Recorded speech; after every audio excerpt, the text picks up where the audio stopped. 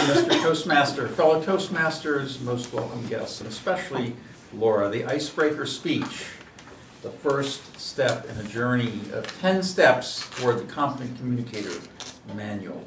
The purpose of an icebreaker speech is to introduce a relatively new member to the club, to literally break the ice by giving a first speech, and to let the club know a little bit about yourself. And Laura, you did those fabulously. This was an outstanding icebreaker speech, one of the best that I can remember. And what was particularly moving about it was how vulnerable you were. And I'm going to talk some more about that. I love the title, Nothing to Be Afraid of. That's very relevant to Toastmasters because fear of public speaking, never mind the other ones, is one of the top fears that people say. Some say they're even more afraid of public speaking than dying. And Jerry Seinfeld once quipped that means that if you're at a funeral, you'd rather be the guy in the casket than giving the eulogy.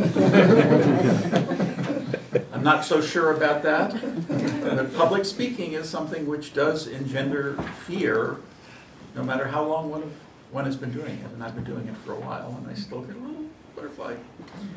So to get up and not only give the icebreaker, as you have done, but also be so vulnerable. You're going to hear a lot of that because that was the thing that moved me the most about it, the way that you were willing to be so open in front of a group of people who know you only a little bit. That takes a lot of courage.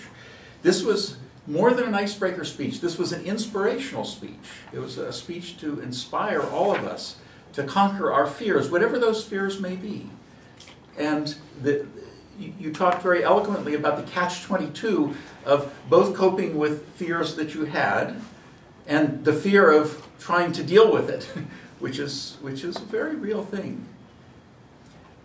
It was a personal story, so in terms of the criterion of introducing you to the club, you did in a very powerful and moving way.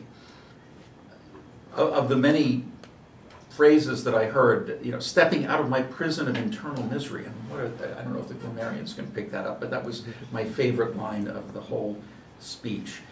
And I particularly liked how you didn't explicitly say it, but talked about it really addresses the difference between external approval and internal approval. Having reached so many accomplishments externally, it didn't feel as much internally.